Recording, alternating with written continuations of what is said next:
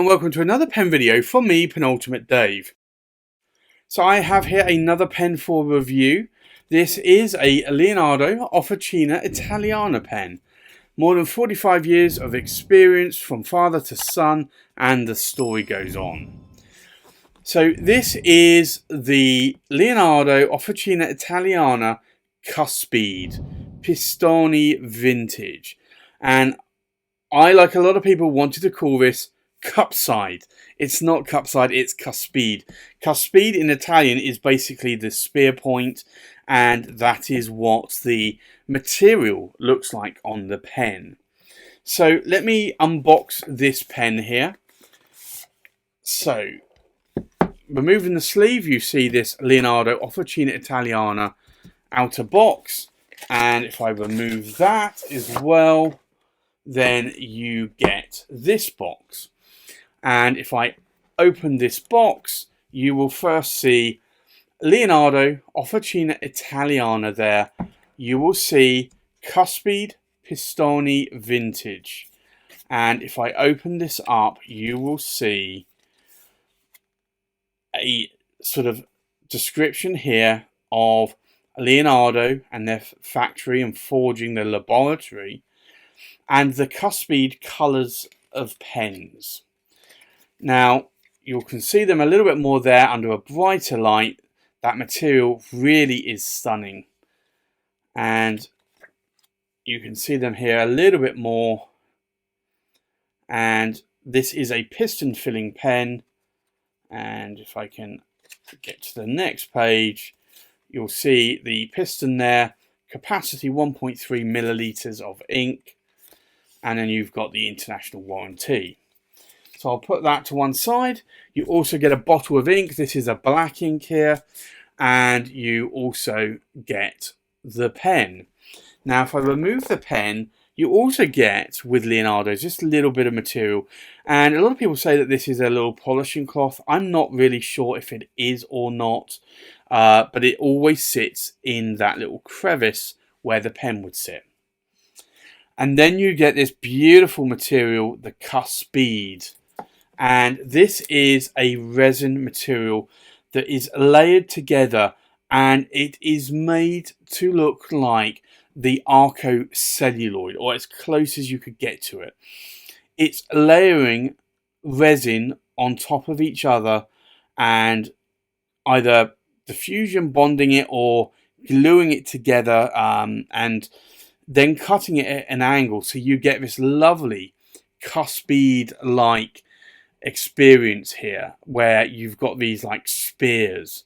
And this is very reminiscent of Arco, and I really love this material. It's beautiful material. So, the cap finial has the layering that you can see there.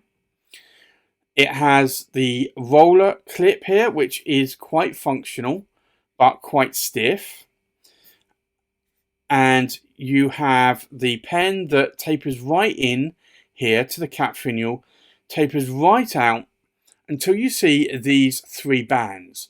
And you have a narrow band, you have a much wider band which is engraved, and then another narrow band, and then the cap drops off.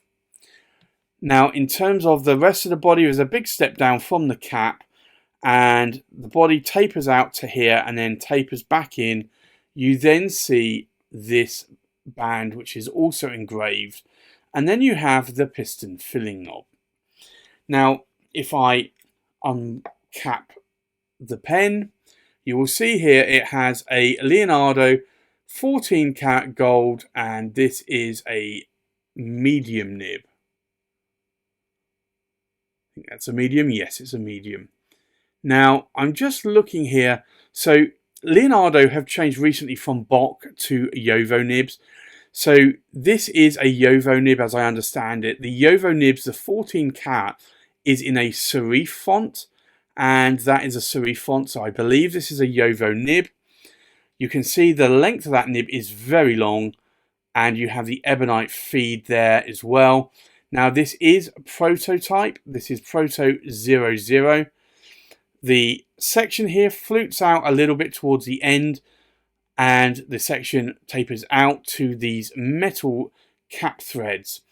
Then the body tapers out to about here, and then tapers back into that ring here, and then obviously you've got the piston knob.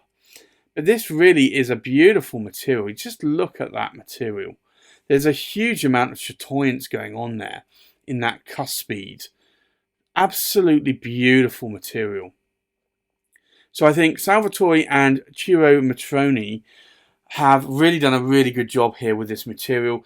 I'm really hoping that they're going to have a lot more of this material to be available in other pens in the future. Now, in terms of the size of the pen, you can see that the pen length is very long in my hand. Can I post the cap? Yes, I can, but it really does become a bit of a wand, and I wouldn't want to do so. But the cap is light. It doesn't add any back weight to the pen whatsoever. Now, for me, I find this pen super comfortable. Like, these metal threads, you really cannot feel. There is no sort of feel between the two parts of the resin here. And I find the section wide enough. For me, it's very, very comfortable. And I do like the fluting out here to try and stop my fingers sliding onto that feed there. So for me, this is a very, very comfortable pen. And I do like this material. Now, some people have said that these caps are a little bit on the sharp side. They're not rounded off. So this I'm not finding on the sharp side, but you do feel that it is maybe not rough, but it doesn't feel rounded off, I guess. Now, one of the downsides to this kind of material is lining it up. Now, if I do one thread there, it won't line up. If I go back another, it will line up. So there are 3 threads on this pen, and it's just getting that nib rotated correctly when you put it in the cap to get that pattern to line up nicely. Now, this is a piston filling pen, so it does come with a piston mechanism, and you have that here. But this pen really is nice. It's a beautiful looking pen. These, I think, retailed for initially around £800. I may be wrong there, but these sold out very, very quickly. So I think with that, let's do a size check, we'll do a weight check, we'll do a pen comparison, and then we'll do a writing sample. The full length of the pen, we are looking at about 145 millimeters in length. The length of the cap is about 70 millimeters in length.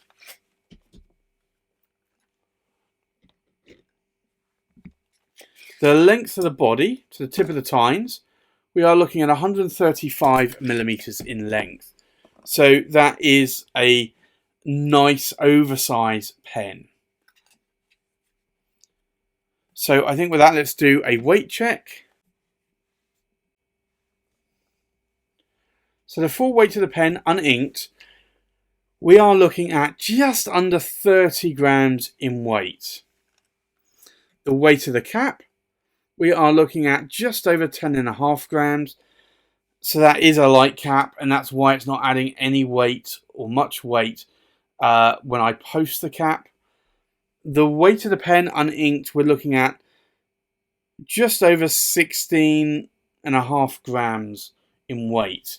So that's not a bad weight pen. But this material is absolutely gorgeous, and I'm a little bit jealous that this pen is on loan to me from John at stjohnspens.com, and he managed to get one. This is a prototype. These are long sold out, so unfortunately I won't be able to pick one up unless I pick one up on the second-hand market. So I think with that, let's go and do a comparison with other pens. So from left to right, we have a Visconti Homo Sapiens London Fog. We have a Montegrappa Extra 1930 Shiny Lines Dove. We have a Visconti Watermark. We have an Omas Milord in the Wild. We have an Omas Arte Italiana Paragon Grande in the Arco Brown. We have a Leonardo Officina Italiana Cuspide. We have an Armando Simonica Bologna Extra Arco Brown. We have an Armando Simonica Bologna Extra Arco Verde. We have a Visconti St. Basil. And we have a Visconti Opera Master Luna. So, I think let's go and do a writing sample. So, this is the Leonardo.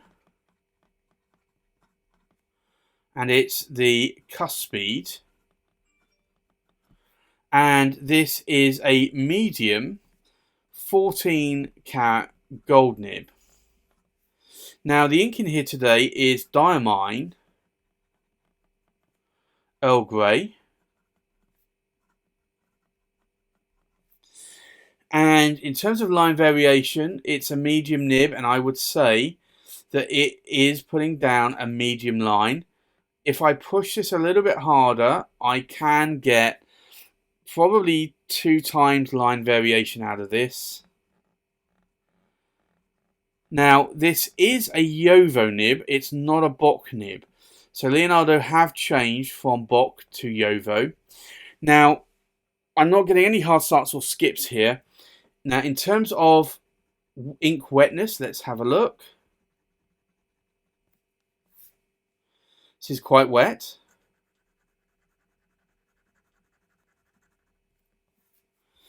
So it's a little bit drier on the horizontals, and typically this is what I normally find with a lot of Jovo nibs. Now that's not a problem, but this is quite a wet writing pen, as you can see there. These vertical lines are still actually drying; they're not dry yet. So for me, I like the pen. I love the material. The price point on this pen, I think it was around about £800. That was with a 14 karat gold nib.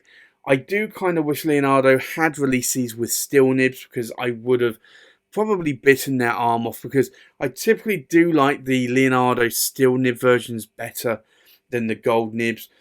I do find that the Jovo gold nibs tend to be a little bit more rigid than the Bock nibs, and a little bit more, but they are a little bit more consistent though in terms of writing and wetness and the line width as well. So there are some pros and cons about this. For me, I would have loved this in a steel nib, but I know that that's not possible. I would have preferred it in a gold nib if it was a Bock nib, but these are just great pens, and these really only come in 70 pens in each of the 4 colours. So these went very, very quickly, as I understand it. These are no longer available to purchase, at least direct from Leonardo, as I understand it. So the only way to pick one of these up is on the used market. So I absolutely love this pen, I really do, and I kind of actually regret not picking one of these up, but I know if I wanted to pick one up, I would want to have this colour and then the grey, and then I might even want the other 2 colours. So that would then be 4 colours at £800 a pop. That's a lot of money. So although I do regret not picking these up, I'm kind of glad, or my bank account is glad that I didn't. But I'm really glad that this pen is on loan to me from John at stjohnspens.com. I'd like to thank John for the loan of this pen for review. John normally goes to all of the UK pen shows and a lot of the European pen shows.